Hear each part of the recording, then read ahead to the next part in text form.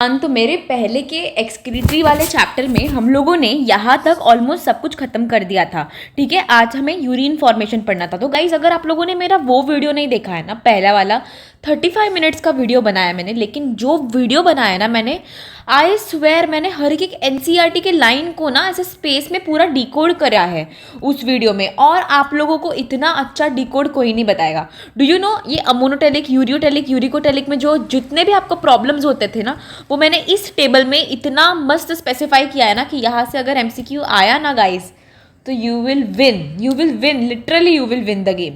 So guys please एक बार आप लोग वो वीडियो देख के आओ, क्योंकि मैंने सारा एनसीईआरटी के लाइन बाय लाइन रटवाया है उस वीडियो में, और आप लोगों को भी अपने एनसीईआरटी में ये साइड बाय साइड जो स्पेस बनती है उसमें लिखवाया है मैंने।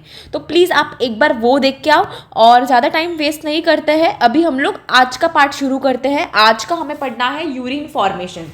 तो गाइज यूरिन फॉर्मेशन क्या है, यूरिन क्यों फॉर्म करते हैं?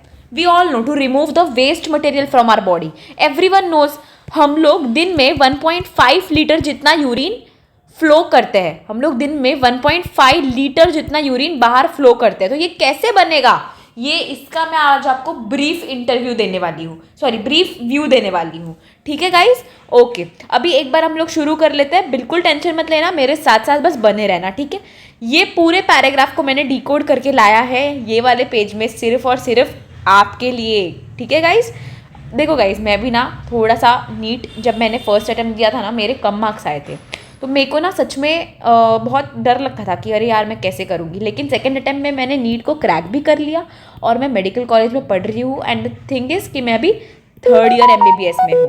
करेक्ट गाइज, तो वही आप लोगों को वही अपने आप पे भरोसा रखो। ठीक है, अपने आप पे भरोसा रखो। Okay guys, now let us start. Now we have mechanism of urine formation. Mechanism of urine formation को पढ़ने के पहले आप लोगों को ना एक चीज़ याद रखनी है, आपको ये नेफ्रॉन का ना स्ट्रक्चर थोड़ा याद रखना है। ठीक है, तो सबसे पहले तो हमारे पास क्या है, Bowman's capsule. Everyone can you see this Bowman's capsule? Yes, you can see this Bowman's capsule. आपको अगर आपको नहीं पता है बोमैन्स कैप्सूल क्या है, जाके मेरा पहला वाला वीडियो देखो। एज यूजुअल मैं वही बोलूँगी आप लोगों को। ये बोमैन्स कैप्सूल में एंटर क्या कर रही है, एफरेंट आर्टरियोल। ओके, यहाँ पे क्या बना रहा है, tuft of the glomerular capillaries, and the leave क्या कर रही है, इफरेंट आर्टरियोल। तो क्या मैं, ये मेरा क्या हो गया, PCT, then this is my loop of Henle. Okay, this is my ascending part of loop of Henle, this is descending part of loop of Henle, this is my DCT and this is my collecting duct. So this were the part of nephron. अभी मुझे urine के filtration के लिए ये पहले पढ़ना है, ये इस वाले पार्ट, मतलब ये जो आपका ग्लोमेरुलस है बोमैन्स कैप्सूल है, और ये जो है ना, इसको मैंने थोड़ा आपको डीप में ले जा रही हूँ। ठीक है, थोड़ा डीप में ले जा रही हूँ, थोड़ा जूम कर दिया मैंने। अब जूम करने के बाद कैसा दिख रहा है, ये जो ब्लड वेसल्स है ग्लोमेरुलस की, ये एक ब्लड वेसल मैंने बना दी। ठीक है, और उसके बाद ये जो स्पेस थोड़ा है, ये स्पेस को मैंने ये बना दिया, और ये बोमैन्स कैप्सूल जो है, ये मैंने बोमैन्स कैप्सूल बना दिया। ठीक है, ये आपको दिख रहा है। अभी देखो, जब भी क्या होगा, जब भी ब्लड फ्लो होगा, तो ब्लड यहाँ से फ्लो हुआ एफरेंट आर्टरियोल से, अब वो कहाँ जाएगा, ये बेसमेंट मेम्ब्रेन में जाएगा, और बेसमेंट मेम्ब्रेन के थ्रू फिल्टर होके कहाँ जाएगा, बोमैन्स कैप्सूल में जाएगा, फिल्टर होके बोमैन्स कैप्सूल में जाएगा। तो अब देखो, ये जो आपकी ब्लड वेसल्स है ना, it is made up of endothelium. You all know blood vessel का कवरिंग क्या होता है, एंडोथीलियम ना, एंडोथीलियम। ब्लड वेसल का कवरिंग क्या होता है, एंडोथीलियम। सो अगर फिल्टर हो रहा है ब्लड हो रहा है, तो कौन से लेयर से फिल्टर होगा वो, सबसे पहली तो है आपकी endothelium of the blood vessel. दूसरा लेयर कौन सा है आपका, basement membrane, which is between your endothelium of blood vessels as well as the Bowman's capsule. Okay, now third layer will be your podocyte. What is podocyte? That is your visceral epithelium of Bowman's capsule, which is also called as podocyte. Why it is called as podocyte? Because can you see, it will have a foot-like processes. Okay, it will have foot-like processes like this. ठीक है, ये epithelium के पास फूट like process है, इसलिए उसको बोलते हैं visceral epithelium of Bowman's capsule और podocyte cells. Okay, now this layer, okay, ये तो हो गई विसरल। और ये कौन सी हो गई आपकी पेराइटल, ये हो गई parietal. But please keep in mind that the parietal epithelium will not take part in the filtration. Filter करने के बाद जो ब्लड आ रहा है, वो जो प्लाज्मा आ रहा है, वो कहाँ आ रहा है, ये बोमेंस के कैविटी में आ रहा है. So this parietal layer will not act as a filter barrier will be only the endothelium of the blood vessel, the basement membrane, the visceral epithelium of the Bowman's capsule, that is podocyte, not parietal epithelium. So can we write it once? Filtration barrier, okay, barrier. एक MCQ यहाँ से fix रख लो. एक MCQ किससे बना है? Endothelium किसके? Blood vessel, endothelium of blood vessel. दूसरा क्या हो गया? Basement membrane. और तीसरा क्या हो गया आपका? तीसरा हो गया आपका बोमेंस कैप्सूल में भी क्या, कौन सी लेयर? बोमेंस कैप्सूल में visceral epithelium, podocyte. Okay, Are we clear? Okay, yes, we are clear with the filtration barrier. Now, ma'am, please explain us the formation and the mechanism of urine formation. Ma'am, please explain us the mechanism of urine formation. Ma'am, please. Okay, बेटा, we will explain. And मैं इस तरह से explain करूँगी ना कि आप लोगों को ऐसा एक्सप्लेन किसी ने भी नहीं किया होगा. 5 मिनट रुक जाओ बस. देखो, अभी सब लोग अपनी दिमाग यहाँ पे लगा के बैठेंगे. Mechanism of urine formation. देखो, 3 स्टेप मास्टर कर लो. पहला स्टेप कौन सा है? Glomerular filtration. दूसरा कौन सा है? रीएब्जॉर्प्शन. तीसरा कौन सा है? Secretion. GRS, glomerular filtration, reabsorption, secretion. Glomerular filtration, reabsorption, secretion. Now what is glomerular filtration? देखो गाइस, आपको पता है, मुझे पता है, आपको पता है, मुझे पता है. आपके पास क्या होता है? Heart will pump blood. Heart जब ब्लड पंप करेगा तो वो एओर्टा के थ्रू सारे ऑर्गन्स में जाएगा कि नहीं जाएगा? करेक्ट, जाएगा. तो उस ऑर्गन्स में किडनी भी आएगी. यस, आएगी मैम.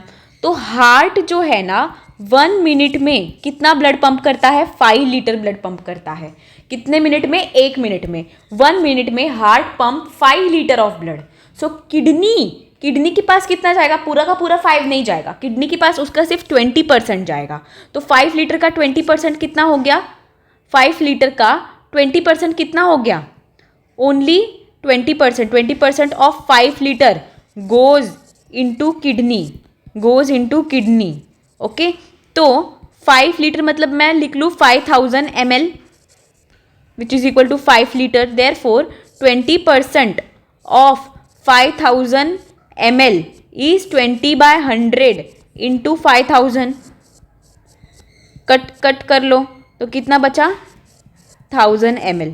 इसका मतलब मैं ये बोल सकती हूँ कि हार्ट पंप कर रहा है 5 लीटर 1 मिनट में, लेकिन एओर्टा में जा रहा है. और लेकिन किडनी में ना उसका सिर्फ 20% जा रहा है. That is 20% of 5 litre. 20% of 5 litre, that is 1/5 of that 5 litre. So कितना बच रहा है? 1000 ml बचेगा. 1000 ml किस में जा रहा है आपका? 1000 ml will go into the kidney because only 20% of 5 litre is going in the kidney and 20% of the 5 litre is 1000 ml. So kidney is getting 1000 ml of blood in 1 minute. इतना समझा आप लोगों को? That is what I have written over here. See now glomerular filtration. पहला step है आपका glomerular filtration. Okay, what is glomerular filtration? Nothing. बस अभी क्या होगा? देखो, ये आपके किडनी को मैंने क्या बोला? कितना ब्लड जा रहा है किडनी को? 1000 ml. तो कि 1000 ml ये एफरेंट आर्ट्रियोल में एंटर करेगा. ओके, 1000 ml एफरेंट आर्ट्रियोल में एंटर करेगा, टफ ग्लोमेरुलस में जाएगा और यहाँ से बाहर निकलेगा. ठीक है, और जब यहाँ से जाएगा ना तो फिल्टर होगा. क्या होगा? फिल्टर होगा. ब्लड फिल्टर होगा. तो ये जो फिल्ट्रेट यहाँ पे बनेगा वो कितना होगा? 125 ml. देखो, मतलब मोस्टली क्या हुआ? 1000 में से सिर्फ 100 ml बोल रही हूँ मैं, 100 ml सिर्फ फिल्ट्रेट बन रहा है, बाकी का पूरा वो वापस इफरेंट आर्ट्रियोल से बाहर निकल रहा है, right. So the filtration of the glomerulus, hence the glomerular filtration क्या है, the filtration is done by glomerulus, hence it is called as glomerular filtrate. So if we have 1000 ml of blood which is going by the afferent arteriole, only 125 ml will form the glomerular filtrate, and rest blood will again get out from the efferent arteriole and will circulate. ठीक है, तो ये filtrate किससे बना होगा, तो this filtrate will be your plasma minus proteins. See अभी what you have to keep in mind, what is filtrate. Okay, what is filtrate? Filtrate क्या है, filtrate क्या है. So you all know that blood is getting filtered. तो blood में से भी blood we have plasma and cellular component, और plasma में we have water, proteins and nutrients है, वाटर है, प्रोटीन्स है, इलेक्ट्रोलाइट्स है, ओके, अमीनो एसिड्स है, और क्या है, वाटर है, न्यूट्रिएंट्स है, प्रोटीन्स है, प्रोटीन्स तो है, अमीनो एसिड्स है, न्यूट्रिएंट्स है, इलेक्ट्रोलाइट्स है, Na+Cl-, ओके, ग्लूकोज है, okay. So basically what you have to keep in mind, what is getting filtered, the unwanted part of the plasma, okay, unwanted part of the plasma which body do not want will get filtered by here. but plasma में से भी देखो, blood का हमेशा plasma filter होगा, cellular part कभी blood का filter नहीं होगा, और प्लाज्मा में से भी सिर्फ वाटर ये वाला कंपोनेंट फिल्टर होगा, प्रोटीन्स कभी भी फिल्टर नहीं होगा. क्यों प्रोटीन फिल्टर नहीं होगा, क्योंकि can you see this glomerular filtrate, यहाँ पे प्रोटीन अटक जाएगा यार, प्रोटीन अटक जाएगा यहाँ पे, नहीं फिल्टर हो पाएगा. प्रोटीन इतने मोटे रहते कभी फिल्टर नहीं हो पाएंगे. तो आप लोगों को ये समझ गया ग्लोमेरुलर फिल्ट्रेशन मतलब क्या. Heart will pump 5 litre of the blood, that is your 5000 ml of the blood, of which 1/5 portion goes into the kidney. So almost around 1000 ml. आपकी एनसीईआरटी क्या बोलती है, 1100 to 1200 ml, okay, approx. Okay, so the blood from the renal artery is carried to the glomerular tuft where it is filtered into the Bowman's capsule. Now blood is getting filtered. कितना blood filter हो रहा है glomerulus में, सिर्फ 125 ml per minute. जा कितना रहा था 1000, फिल्टर कितना हो रहा है 125 ml. बाकी का जो ब्लड है वो वापस वैसा का वैसा जा रहा है. मतलब आपका 99% ब्लड है वो इफरेंट आर्ट्रियोल के थ्रू बाहर निकल रहा है, सिर्फ 1% जो है वो ग्लोमेरुलर फिल्ट्रेट बना रहा है. मैं ऐसे बोल सकती हूँ क्या, only 1% of the blood is forming your glomerular filtrate. And this filtration barrier is made up of what 3, मतलब ब्लड कितने 3 जो प्लाज्मा है जो फिल्टर हो रहा है, प्लाज्मा से भी प्रोटीन्स को निकाल दो, सिर्फ प्लाज्मा का जो कॉन्स्टिट्यूएंट्स है वो फिल्टर होगा, except proteins, okay, except protein, सिर्फ प्लाज्मा का कॉन्स्टिट्यूएंट फिल्टर होगा.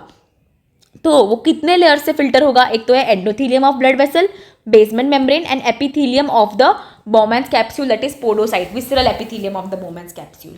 Okay, now blood is filtered finely through this membrane. ये 3 बैरियर को तोड़ के ब्लड आएगा यहाँ पे फिल्टर होके, ओके. और ब्लड का कौन सा कंपोनेंट आएगा, प्लाज्मा आएगा, और प्लाज्मा माइनस प्रोटीन वाला कंपोनेंट आएगा.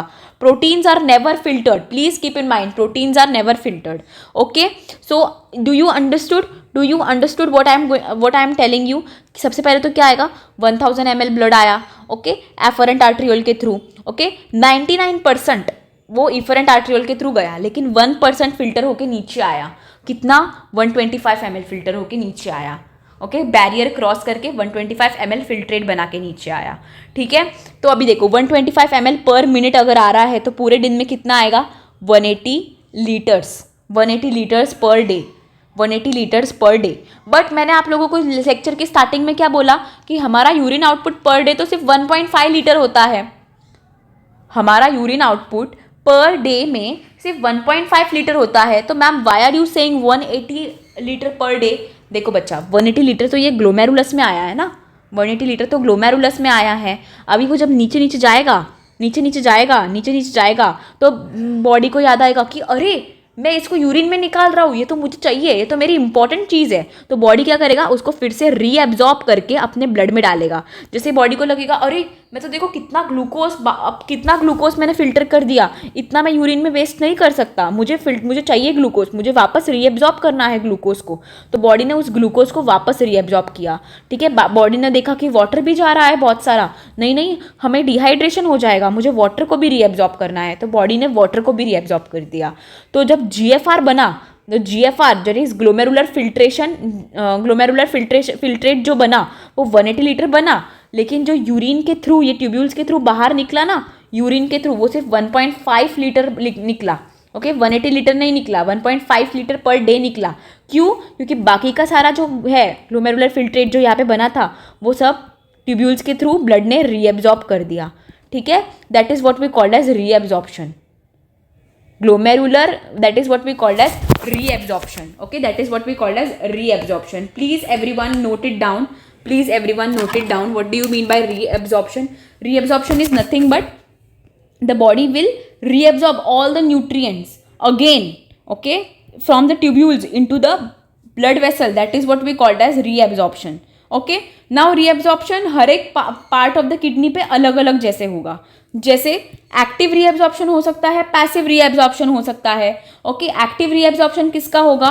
देखो एक्टिव मतलब क्या, एनर्जी यूज करके किया हुआ, तो किसका होगा? Glucose, sodium, amino acids. और पैसिव किसका होगा? नाइट्रोजिनस वेस्ट, जो बाहर फेंकना हमें ऑलरेडी है।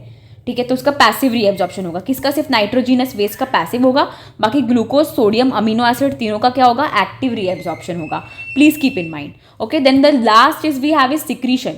Now after reabsorption the body will understand कि नहीं यार, ये H+ आयन, ये पोटेशियम, ये हमें बॉडी में नहीं चाहिए, इनको हमें बॉडी से फेंकना है, इनको तो यूरिन में एक्सक्रीट होना ही है। हमें ज़रूरत किसकी है?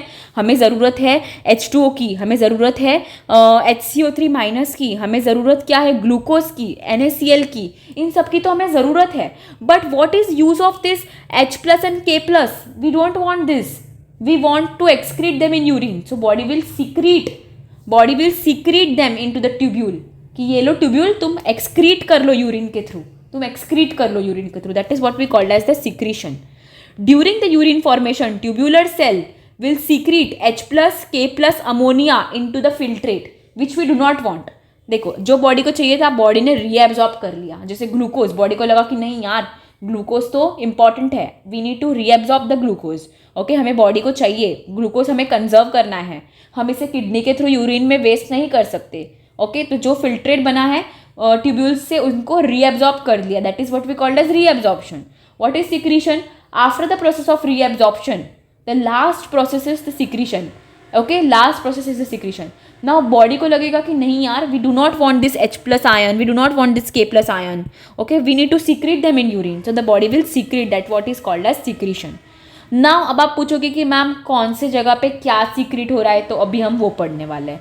ठीक है, अब हम लोग वो पढ़ने वाले हैं। तो देखो, सबसे पहले तो we have this PCT। Can you appreciate this PCT? अभी देखो, बॉमेंस कैप्सूल तक का तो खेल हम लोगों ने समझ के रख लिया, बॉमेंस कैप्सूल तक का खेल हम लोगों ने समझ के रख लिया। अब हमें करवाना है, so we have already studied about ultrafiltration. Ultrafiltration हम लोगों ने पढ़ लिया।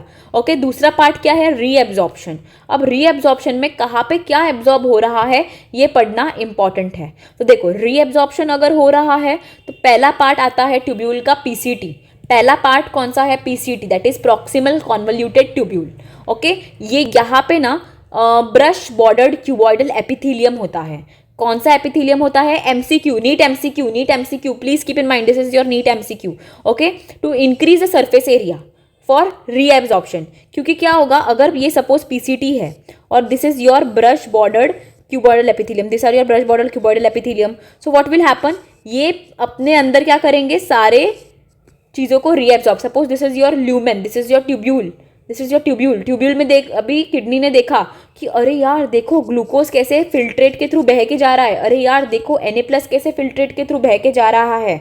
ओके, तो ये क्या करेगा, ये अपने अंदर डाल देगा PCT का सेल, और अपने अंदर से वो कहाँ डालेगा, अपने अंदर से वो डालेगा ब्लड वेसल में, कि ये लो बॉडी इसको रीएब्जॉर्ब कर लो। ठीक है, तो that's why for increasing the surface area the PCT cells are made up of, the PCT के जो सेल्स है They are made up of brush bordered cuboidal epithelium to increase the surface area for reabsorption. And mostly I have already told you कि जो glomerular filtrate बन रहा है, जो glomerulus में फिल्ट्रेट बन के आ रहा है through tuft of capillaries, that is your 125 ml और 1 per minute, that is 180 litre per day, ये फिल्ट्रेट है. लेकिन हम यूरिन में सिर्फ 1.5 लीटर यूरिन ही करते हैं, नॉट 180 लीटर पर डे में हम सिर्फ 1.5 लीटर यूरिन पास करते हैं.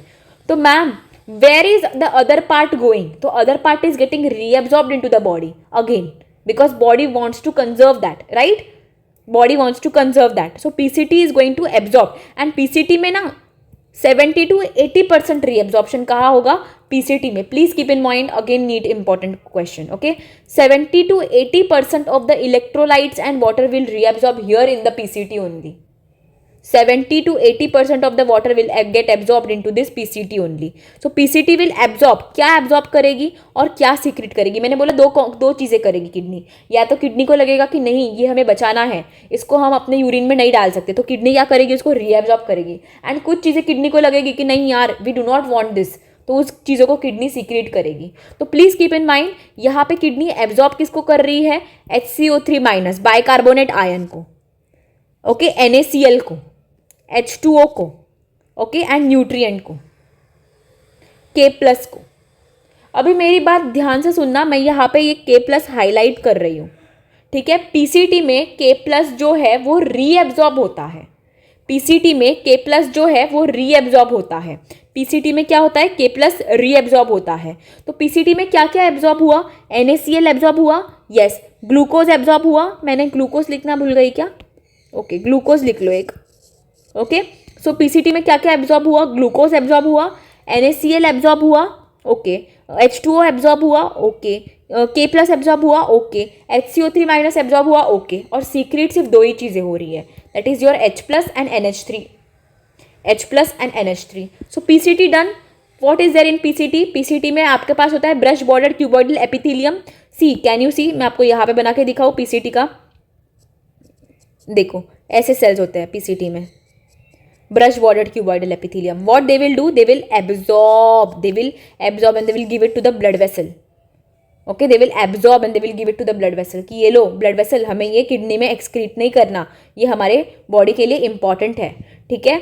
That's what is happening. This brush bordered cuboidal epithelium is absorbing and giving to the blood vessel. What they are absorbing? They are absorbing H2O, they are absorbing K+, they are absorbing NaCl-. Okay, they are absorbing HCO3-. they are absorbing glucose, okay, they are absorbing glucose. And what they are secreting again into the lumen of the tubule? They are secreting H+ and NH3-. Okay, why they are secreting again in this tubule? Why these blood vessels is secreting them into the tubule? Because यहाँ से filtrate बन के urine बनने वाला है, तो blood vessel know that we do not want H+, we do not want NH3-. hence it is secreting them into the urine. So I think you understood this PCT. You understood PCT. H+ NH3- secret होगा और बाकी सब चीज़ें यहाँ पे absorb होगी. क्या absorb होगा, रीएब्जॉर्ब होगा, वो देख लो. 70 to 80% चीज़ें यहाँ पे रीएब्जॉर्ब हो रही है. इलेक्ट्रोलाइट्स, वाटर यहाँ पे रीएब्जॉर्ब होता है PCT में, ओके. फिर PCT से थोड़ा नीचे चले जाओ. What you are getting? You are getting this descending loop of Henle, thick part of descending loop of Henle, thin part of descending loop of Henle. Please keep in mind that this loop of Henle is permeable to water. मतलब यहाँ से सिर्फ water निकलेगा, अब यहाँ से सिर्फ water reabsorb होगा, यहाँ से सिर्फ वाटर रीएब्जॉर्ब होगा. देखो तो अभी सारा पानी अगर निकल गया, अगर सारा पानी रीएब्जॉर्ब हो गया, अगर सारा पानी reabsorb water from what? From your distal convoluted tubule, sorry, from your loop of Henle, descending limb of loop of Henle से हमने क्या किया? वाटर रीएब्जॉर्ब किया, बहुत वाटर रीएब्जॉर्ब किया. तो अगर मैं किसी चीज़ में से वाटर को रीएब्जॉर्ब करूँगी तो वो और कॉन्सेंट्रेटेड बन जाएगा, तो यहाँ तक आते आते ना सारा पानी निकल जाएगा. बिकॉज यहाँ से क्या हो रहा है? सिर्फ वाटर का रीएब्जॉर्प्शन हो रहा है और कुछ इलेक्ट्रोलाइट वगैरह कुछ नहीं. So descending limb of loop of Henle is only permeable to water. इसलिए सिर्फ H2O रीएब्जॉर्ब हो रहा है. ठीक है. देखो बॉडी क्या बोलेगी? नहीं यार H2O को हम ये नहीं कर सकते, H2O को हम यूरिन में नहीं फेंक सकते, क्योंकि H2O तो हमें चाहिए ना, यूरिन तो हमें सॉरी ये वाटर तो हमें चाहिए, वरना हमारा बॉडी में डिहाइड्रेशन हो जाएगा. तो water will reabsorb all the H2O from your descending limb of loop of Henle. No any NaCl, nothing, only water, only water. So at this point, at junction between the descending limb and at junction between the ascending limb, okay, there is this point. इस point पे क्या होगा, नीचे आते आते सारा पानी निकल गया ट्यूब्यूल से, तो there will be only concentrated urine. Okay, concentrated urine, क्योंकि सारा पानी तो निकल गया है. ओके, अब क्या होगा, अब यही कॉन्सेंट्रेटेड यूरिन ऊपर जाएगा. तो अब जो ये ascending limb of loop of Henley है ना, यहाँ से पानी नहीं निकलेगा, यहाँ से निकलेगा Na+ और Cl-, only this much, Na+ और Cl-. तो वापस से क्या होगा, वापस से ऊपर जाते जाते डाइल्यूटेड यूरिन बनना शुरू हो जाएगा. क्यों डाइल्यूटेड बना, यहाँ पे पानी निकल रहा था. ठीक है, यहाँ पे पानी निकल रहा था, तो यहाँ पे कॉन्सेंट्रेटेड यूरिन बन गया. अभी मैं पानी नहीं निकाल रही हूँ, मैंने पानी को उतना ही रखा, लेकिन जो सॉल्यूट्स निकाल दिया, तो पानी और सॉल्यूट दोनों में इक्वल अमाउंट में निकले, पानी और सॉल्यूट इक्वल अमाउंट में निकला. यस, तो जब यूरिन ऊपर जा रहा है, तो वो क्या हो रहा है, यूरिन जब ऊपर जाएगा तो क्या होगा, डाइल्यूट होगा. क्यों डाइल्यूट होगा, क्योंकि यहाँ से ना क्या निकल रहा है, Na+ निकल रहा है, Cl- निकल रहा है. इसीलिए जब हम ऊपर जाएंगे ना तो डाइल्यूट होगा. क्यों डाइल्यूट होगा, वही तो है ना, पानी नहीं निकल रहा. यहाँ तक जितना निकलना था पानी निकला, यहाँ पे NaCl कुछ नहीं निकला. ठीक है, इस वाले सेगमेंट में. बट जैसे ही इधर जा रहे हैं ना, तो Na+ और Cl- दोनों ने भी निकलना शुरू किया, और यहाँ पे कोई भी अमाउंट पानी नहीं निकल रहा. तो देखो, जब इधर से इधर तक आए तो यूरिन कॉन्सेंट्रेटेड हो गया था. अब यूरिन बोलता है कि देखो यार, मैं कॉन्सेंट्रेटेड हो गया हूँ, या तो मुझे पानी दो सो दैट मैं डाइल्यूट हो जाऊँगा, या तो मेरे में से ना थोड़े से सॉल्यूट्स निकाल दो, मेरे में से थोड़े से सॉल्यूट्स निकाल दो, या तो फिर मुझे पानी दो, क्योंकि मैं या इस पॉइंट पे इतना कॉन्सेंट्रेटेड हो गया हूँ कि मुझे या तो पानी चाहिए, या तो मेरे में से थोड़े से सॉल्यूट्स निकाल लो. तो ये असेंडिंग सेगमेंट में क्या होता है, यही सॉल्यूट जो है वो बाहर निकलते हैं. तो यूरिन फिर से डाइल्यूटेड होते जाता है. ठीक है, यूरिन फिर से डाइल्यूटेड होते जाता है. तो you understood, loop of Henley में क्या होता है, मिनिमल रीएब्जॉर्प्शन होता है लूप ऑफ हेनले में. मोस्टली ये जो लूप ऑफ हेनले के जो डिसेंडिंग सेगमेंट होते हैं ना, it is permeable, descending segment is permeable to water, because of which the water is getting reabsorb. Okay, and the ascending segment is permeable to electrolyte, because of which the electrolyte is getting reabsorbed. Okay, electrolyte is getting reabsorbed. So you understood this, everyone understood this. That is what the Henle's loop is doing. The last part is your distal convoluted tubule. अब distal convoluted tubule में ना conditional reabsorption होता है. What is conditional reabsorption? Basically, whenever you will be, एक example ले लो, जब यहाँ पे आपने दिन में बिल्कुल भी पानी नहीं पिया, आप लोगों ने दिन में बिल्कुल पानी नहीं पिया, अब आपका यूरिन, अगर आप यूरिन भी एक्सक्रीट करोगे तो आपका बॉडी तो पूरा डिहाइड्रेट हो जाएगा. अगर आप पानी नहीं पी रहे हो, यूरिन भी उतना निकल रहा है आपके बॉडी से, तो आपके बॉडी में वाटर लेवल तो कम हो जाएगा ना. तो इसी वजह से क्या होगा, एल्डोस्टेरॉन ना एक्ट करेगा. अब ये कहाँ से आया एल्डोस्टेरॉन, इस सब की स्टोरी मैं आपको बताने वाली हूँ. बट उसके पहले आप लोगों को ये ध्यान रखना है कि एल्डोस्टेरॉन क्या करेगा, aldosterone will act on the distal convoluted tubule. Aldosterone will go and act on the distal convoluted tubule and will tell the distal convoluted tubule to reabsorb and to not form any urine, because body is already dehydrated. So this is conditional reabsorption. Aldosterone act, अगर body dehydrated है तो reabsorption हो जाएगा, लेकिन अगर body में अच्छा खासा अमाउंट ऑफ वाटर है तो रीएब्जॉर्प्शन नहीं होगा. ठीक है, रीएब्जॉर्प्शन, तो this hence it is called as conditional reabsorption. ठीक है, सो DCT में there will be conditional reabsorption. It is mostly because of the aldosterone, और it is might be because of the vasopressin. एक और hormone है vasopressin की वजह से. ओके, तो उसकी वजह से यहाँ पे वो vasopressin, you know vasopressin,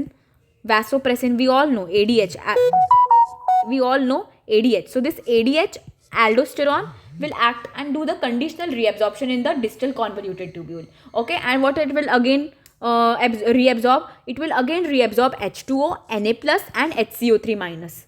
Okay, यही चीज़ें को reabsorb करेगा, Cl-. ये सब चीज़ों को क्या करेगा, रीएब्जॉर्ब करेगा. Now please keep in mind, please keep in mind secretion किसका करेगा, वो NH3 का और H+ का. ये तो PCT में भी कर रहा था. H+ और NH3 का तो PCT में भी कर रहा था ना, H+ और NH3 का. बट PCT में K+ रीएब्जॉर्ब हो रहा था और यहाँ पे DCT में K+ सीक्रेट हो रहा है. Please keep in mind this, please please please please. इसलिए मैंने PCT में भी देखो ये हाईलाइट किया. K+ is getting reabsorbed in the PCT, whereas in DCT K+ is getting secreted. Are we clear? You know what is conditional reabsorption now? Okay, when body will be dehydrated, reabsorption हो जाएगा. अगर body अच्छा खासा पानी है body के अंदर तो reabsorption नहीं होगा, क्योंकि बॉडी के पास अच्छा खासा पानी है. तो अभी और रीएब्जॉर्ब करने की कोई ज़रूरत नहीं है. अभी हम यूरिन फ्लो कर सकते हैं, ठीक है, वरना फ्लूइड ओवरलोड हो जाएगा बॉडी में. ठीक है, ठीक है, चलो. Now there is a collecting duct. Last part is your collecting duct. This is a straight tubule which is your collecting duct. The straight tubule is your collecting duct. The straight tubule is your collecting duct. Clear. Now collecting duct में क्या होगा, सिर्फ पानी reabsorb होगा. अभी इसमें कोई भी इलेक्ट्रोलाइट वगैरह रीएब्जॉर्ब नहीं होगा, इसमें सिर्फ पानी रीएब्जॉर्ब होगा, वही to prevent the dehydration. And secretion में क्या होगा, H+, K+, urea. Now here H+, K+, like DCT only, H+, K+, and urea all. Understood up till this? I hope you understood up to this. Distal convoluted tubule समझ गया, आप लोगों को collecting duct समझ गया. Collecting duct में सिर्फ absorb क्या हो रहा है, H2O. Only H2O is getting absorbed. And what is getting absorbed, that is H2O, and what is getting secreted is urea. Some amount of the urea is also getting absorbed only. Some amount of urea is also getting absorbed here. Okay, why urea? Some small amount of the urea is also getting absorbed here to maintain the medullary interstitium osmolarity. अभी ये मैं बाद में बताऊंगी. Okay, so you have to keep in mind, along with H2O, some small amount of urea is also getting absorbed in the collecting duct. And what is getting secreted? H+ and K+, like every other tubule. ठीक है, please keep in mind K+ is getting absorbed in the PCT and K+ is getting secreted in the DCT and collecting duct. Are we clear? Okay. Now ma'am, what is this juxtaglomerular apparatus? Ma'am, आपने यहाँ पे aldosterone बोला और बोला कि ये aldosterone release हुआ है किडनी से, मतलब एल्डोस्टेरॉन रिलीज हुआ है जो कंडीशनल रीअब्जॉर्प्शन करा रहा है. तो वे ADH तो समझा ma'am, it's an endocrine hormone. But what about aldosterone ma'am? From where aldosterone is getting secreted? Now you will learn the mystery about behind this. What is mystery? You will learn now. Clear? Now see, there is a special mechanism in kidney ना, कि आपके kidney में, आपको kidney के पास एक special sensor है, ऐसा मानो. ओके, कि जब भी आपके बॉडी में ना फ्लूइड लेवल कम होगा, जब भी बॉडी डिहाइड्रेटेड रहेगी या फ्लूइड लेवल कम होगा, तो ये सेंसर उसको सेंस करेगा और क्या करेगा, एल्डोस्टेरॉन रिलीज करेगा. अभी हम देखेंगे स्टेप्स क्या है और क्या है ये sensor. What is this sensor, what is all of that things. So see, this sensor is nothing but juxtaglomerular apparatus. It's a special structure जो भगवान ने किडनी के पास दिया है, which plays a crucial role in regulating BP and GFR. ठीक है, regulating BP and GFR. चलो मान लो दो केसेस ले लो. ठीक है, 2 cases. 1 case is road accident. एक बंदा है जिसको रोड पे एक्सीडेंट हो गया है और एक दूसरा बंदा है, चलो मान लो रोड एक्सीडेंट ले लो. ओके, एक बंदा है जिसको क्या हुआ है, रोड एक्सीडेंट. ओके, क्या हुआ है उसे, रोड एक्सीडेंट हुआ है उसे. क्या हुआ है उसे, road accident. Now what will happen in such patient? There will be huge blood loss. Because of huge blood loss, the body can undergo dehydration and less fluid. Because of the less fluid, क्योंकि body से बहुत सारा blood बह गया. Okay, बहुत सारा fluid loss हो गया. अभी बॉडी क्या बोलेगी, नहीं, अब अगर मैं अभी फिल्ट्रेशन भी करूँगी, अगर मैं यूरिन का आउटपुट भी बढ़ाऊँगी, तो मेरे बॉडी में क्या रहेगा, मेरे बॉडी से तो सारा ब्लड, सारा वाटर, क्योंकि ब्लड में ऑलमोस्ट वाटर ही है, तो अगर ब्लड लॉस हो रहा है तो वाटर लॉस हो गया, तो बॉडी तो अगर पूरा डिहाइड्रेट हो जाएगी, तो आपकी किडनी क्या करेगी, kidney has a sensor, kidney will sense that कि no, now your blood is loss, there is a blood loss, okay, so I have to stop urine, so that I have to conserve urine, I have to conserve the nutrients, okay, I have to conserve the nutrients. So here the sensor is the juxtaglomerular apparatus, okay. What is the sensor juxtaglomerular apparatus? Now can you see what is juxtaglomerular apparatus? See, आप लोगों को दो arteriole दिख रहे हैं, एक आपको efferent arteriole दिख रहा है, एक आपको इफरेंट आर्ट्रियोल दिख रहा है, और इन दोनों के बीच में एक डीसीटी का ट्यूब दिख रही है, DCT, that is distal convoluted tubule, okay, distal convoluted tubule. See, can you appreciate here, can you appreciate, suppose this is your glomerulus, this is your PCT, this is your glomerulus. Can you see the tuft of capillary entering into the glomerulus? Okay, can you see the tuft of capillary entering into the glomerulus and exiting out of the glomerulus? This is your glomerulus, this is your PCT, okay. Then this is your thick part of loop of Henle, this is your thin part of loop of Henle, again thick part of loop of Henle, and this is your DCT. और DCT का एक tube, ये दो DCT का एक tube ना, ये दो एफरेंट और इफरेंट आर्ट्रियोल के बीच में है. So that's what here it is given. DCT का जो ट्यूब्यूल है ना, ये इफरेंट आर्ट्रियोल और एफरेंट आर्ट्रियोल के बीच में है. सो जक्स्टाग्लोमेरुलर अपैरेटस इसी को बोलते हैं. ये DCT का ट्यूब और afferent arteriole, efferent arteriole is what we call as juxtaglomerular apparatus. Now there are three important cells in the juxtaglomerular apparatus. एक है आपके पास macula densa, okay, macula densa, which are present in the DCT के tubule में, okay. These are specialized cells, okay, specialized cells of the distal convoluted tubule which are specialized to sense the blood loss, okay, to sense the decrease in the GFR. Now देखो, अगर blood loss होगा तो kidney के पास Na+ कम आएगा, kidney के पास blood ही कम आएगा. तो ये मैक्यूला डेंसा सेंस करेगा कि हाँ यार, किडनी के पास ब्लड कम आ रहा है, ठीक है, किडनी के पास ब्लड कम आ रहा है, मतलब बॉडी में कुछ तो गड़बड़ है, ये बॉडी बहुत डिहाइड्रेटेड है या इस बॉडी में बहुत ज़्यादा ब्लड लॉस हुआ है.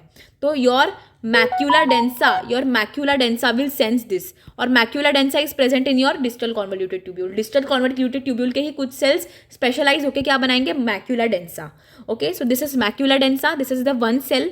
The second cell is the artery, जो आपका एफरेंट आर्ट्रियोल है, और इफरेंट आर्ट्रियोल में there are some cells which are specialised, which are known as juxtaglomerular cells. So macula densa of the distal convoluted tubule, juxtaglomerular cells which are the muscular cells of the artery only, modified cells of the artery only. So juxtaglomerular cells, and there are some mesangial cells, okay, there are some mesangial cells. See, these are the cells of DCT, that is macula densa. These are the cells of the artery, okay. These are juxtaglomerular cells, okay. And there are some cells, ये दो artery के बीच में there are some extra cells here which are supporting, okay, which are supporting this apparatus, and these cells are what we call as the mesangial cells, extraglomerular mesangial cells, glomerulus के बाहर वाले mesangial cells, okay. These are extraglomerular mesangial cells, macula densa, and these are nothing but your juxtaglomerular cells. So you understood. Now where is this juxtaglomerular apparatus located? It is located in the vascular pole, okay. DCT come in contact with two arteriole, afferent arteriole and efferent arteriole. That's where it give rise to juxtaglomerular apparatus. There are components of juxtaglomerular apparatus. There are three components of juxtaglomerular apparatus. The first is macula densa, the second is JG cell, and the third is extraglomerular mesangial cells. I have already explained. Macula densa is a specialized cells of DCT which will sense the change in Na+ and Cl-. Whenever there will be less amount of the blood coming to the kidney, coming to the afferent arteriole, so the macula densa will sense with the help of Na+ and Cl-. okay, macula densa will sense and say that नहीं यार, Na+ Cl- कम आ रहा है, इसका मतलब blood कम आ रहा है, इसका मतलब बॉडी के साथ कुछ तो प्रॉब्लम है, बॉडी डिहाइड्रेटेड है. तो मुझे ये सेंस हो गए, मैक्यूला डेंसा ने सेंस कर लिया. अब जेजी सेल्स क्या करेंगे, जो जक्स्टाग्लोमेरुलर सेल्स है, they are modified smooth muscle of arteriole. अभी अगर जेजी सेल्स क्या करेंगे, they will secrete renin, okay, they will secrete rennin.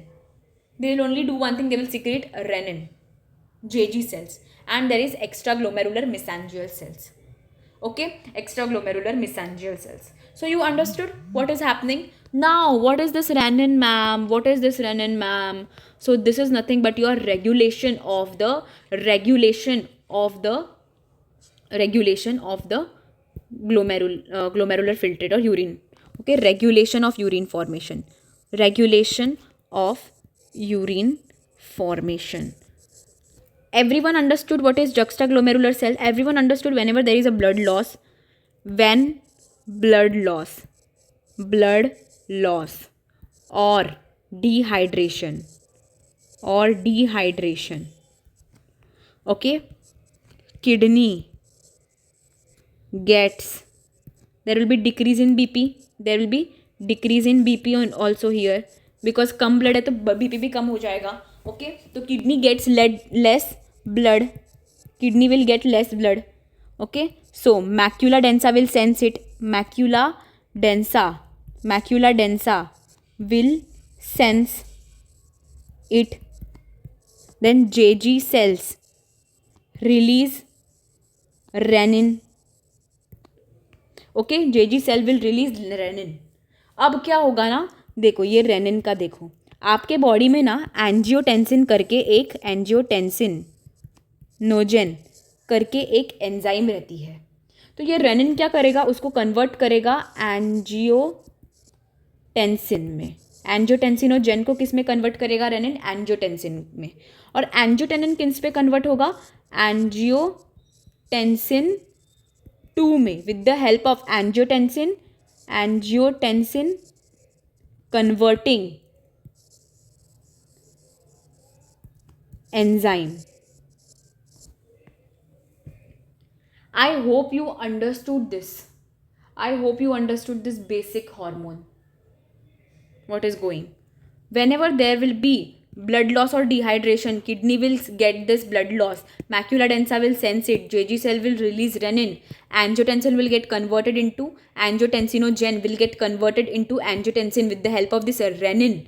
Then angiotensin is getting converted into angiotensin 2 with the help of ACE, that is angiotensin converting enzyme, with the help of this angiotensin converting enzyme. I hope you understood till here. Now this angiotensin 2 is going to act on two places. It is going to act on your adrenal gland, which is just above the kidney. Okay, adrenal gland, which is located just above the kidney. Okay, and the second is your blood vessel.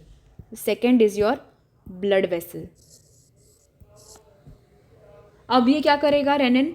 What is this renin going to do? Renin going to release adrenal gland से aldosterone and blood vessels का vasoconstriction. So what will happen here? BP will increase, क्योंकि BP कम हुआ था तो अभी BP भी बढ़ गया. और एल्डोस्टेरॉन क्या करेगा इज GFR को कम करेगा. GFR को कम करेगा. या तो फिर आपको याद रखना है, आप कैसे याद रखोगे, देखो हियर. एल्डोस्टेरॉन क्या करेगा? Aldosterone will do the reabsorption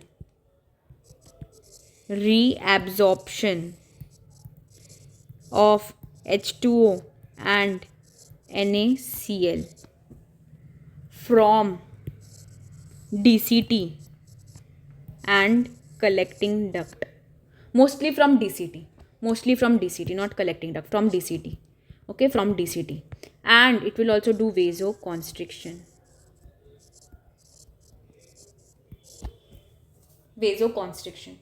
So you understood? To increase the BP and decrease the GFR.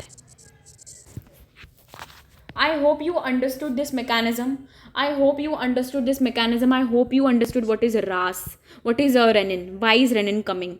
Okay, when the renin is getting secreted, whenever there is a low BP or whenever there is a blood loss or whenever there is a body is facing dehydration, kidney will get less blood. So macula densa will sense it कि बाबा हाँ blood कम आ रहा है क्योंकि Na+ नहीं है body के पास, Cl minus नहीं है तो मतलब बॉडी के साथ कुछ प्रॉब्लम है, तो JG cell will release renin. Renin will convert angiotensinogen to angiotensin. Angiotensin will get converted into angiotensin 2 with the help of angiotensin converting enzyme. This angiotensin 2 will act on the adrenal gland as well as the blood vessel. They will do constriction of the blood vessel and adrenal gland से aldosterone release करवाएगा. Okay, adrenal gland से aldosterone. Adrenal gland is suprarenal to the kidney. Okay, so aldosterone release करवाएगा. Aldosterone भी same चीज़ करेगा, distal convoluted tubule से reabsorb कराएगा H2O और NaCl को और vasoconstriction कराएगा और BP को increase करेगा, GFR को decrease करेगा. In this way your water conserve हो जाएगा, क्योंकि GFR कम करेगा ना. ओके, GFR कम करेगा तो वाटर क्या हो जाएगा, कंजर्व हो जाएगा, वाटर आपका कंजर्व हो जाएगा. ठीक है, I hope you understood this whole part. Regulation of mechanism, देखो ये हमने पढ़ा regulation of the urine output और ये हम लोगों ने पढ़ा मैकेनिज्म ऑफ यूरिन फॉर्मेशन. तो मैकेनिज्म ऑफ यूरिन फॉर्मेशन में 3 स्टेप्स पढ़े थे, glomerular filtration, reabsorption, secretion. So I hope you all understood. Now last minute में हम लोग एक बार NCERT पढ़ लेते हैं. ठीक है, urine formation involve 3 main process, that is glomerular filtration, reabsorption, secretion that takes place in the different part of the nephron. The first step in the urine formation is the filtration of the blood, which is carried out by the glomerulus and is called as glomerular filtration. On an average 1100 to 1200 ml of blood is filtered by the kidney per minute, which constitutes. Okay, so there are so roughly 1/5 of the blood pump. On an average 1100 to 1200 ml of the blood is filtered by the kidney per minute, of which roughly 1/5 of the which constitute roughly 1/5 of the blood pumped by each ventricle of the heart. Okay, in a 1 minute. Now the glomerular capillary blood pressure causes filtration of the blood through 3 layers: the endothelium of the glomerular blood vessel, the epithelium of the Bowman's capsule, and the basement membrane between these 2 layers. The epithelium of the Bowman's capsule, called as podocytes, are arranged in an intricate manner so as to leave some minute spaces called as the filtration stilt or the filtration pore. Blood is filtered so finely through this membrane that almost all the constituent of the plasma, blood का कौन सा plasma filter होता है यहाँ पे. ठीक है, not all the blood. Blood में 2 कंपोनेंट है, एक तो है प्लाज्मा और एक तो है सेल्यूलर. इधर सिर्फ plasma. Except the protein pass on to the lumen of the Bowman capsule, therefore it is considered as a process of the ultra filtration. Except the protein, याद रखना है, plasma except the protein pass on to the lumen of the Bowman capsule, therefore it is called as ultrafiltration. I hope you understood this. Then the amount of the filtrate formed by the kidney per minute is called as glomerular filtration rate. Please learn all this definition. The amount of the filtrate formed by the kidneys per minute is called as glomerular filtration rate, and GFR in a healthy individual is about 125 ml. We have already learned that. Okay, that is 180 liter per day. The kidneys have inbuilt mechanism for regulation of the filtration rate. On such efficient mechanism is carried out by the juxtaglomerular apparatus, JGA. JGA is a special sensitive region formed by the cellular modification in the distal convoluted tubule and the afferent arteriole at the location of their contact. A fall in the GFR can activate the JG cell to release the renin, which can stimulate the glomerular blood flow and thereby bring the GFR back to normal. We have already learned that. A comparison of the volume of the filtrate formed per day, that is 180 liter per day, with that of the urine release, that is 1.5 liter, suggests that nearly 99% of the filtrate has to be reabsorbed by the renal tubules. These processes called as reabsorption. The tubular epithelial cells in different segment of the nephron perform this by their active or passive mechanism. For example, substances like glucose, amino acids, sodium, etc. In the filtrate are reabsorbed actively, whereas the nitrogenous waste are reabsorbed passively by the passive transport. Reabsorption of the water also occur passively in the initial segment of the nephron. During the urine formation, the tubular cells secrete the substances like H+, K+, and the ammonia into the filtrate. The tubular secretion is also an important step in the urine formation, as it is for the maintaining of the ionic and the acid-base balance of the body. Now, function of the tubule. Again, proximal convoluted tubule is lined by the simple cuboidal brush border epithelium, which increases the surface area for reabsorption. Nearly all the essential nutrients, 70 to 80% of the electrolytes and the water are reabsorbed here. PCT also help to maintain the pH and the ionic balance of the body fluid by secretion of the hydrogen ions, ammonium ions into the filtrate, and by the absorption of the HCO3 minus from it. Now, see. Then we have is Henle's loop. Reabsorption is minimum in the ascending limb. However, the region plays a significant role in the maintenance of the high osmolarity of the medullary interstitial fluid. The descending limb of the loop of the Henle is permeable to the water but almost impermeable to electrolytes, where this concentrate the fluid as it moves down. The ascending limb is impermeable to water but allows the transport of the electrolytes actively or passively. Therefore, as the concentrated filtrated urine pass upward in the ascending loop, okay, it get diluted again due to passage of the electrolytes to the medullary fluid. Okay, to the medullary fluid. Now, distal convoluted tubule. Conditional reabsorption of Na plus and the water takes place in this segment. DCT is also capable of reabsorption of HCO3 minus and selective secretion of the hydrogen and the potassium ions and NH3 to maintain the pH and the sodium potassium balance. Now ये आप लोग कर लेना, मैंने already आपको बता दिया है. Collecting duct. Now, this long duct extends from the cortex of the kidney to the inner part of the medulla. The large amount of the water could be reabsorbed from this region to produce a concentrated urine. This segment allows the passage of the small amount of urea into the medullary fluid. यहाँ पे थोड़ा amount of urea भी reabsorb हो जाता है और water can be also reabsorbed here. Okay, it also plays a high role in maintenance of the pH and the ionic balance of the body by selective secretion of H plus and the K plus ions. Done and dusted. Thank you guys.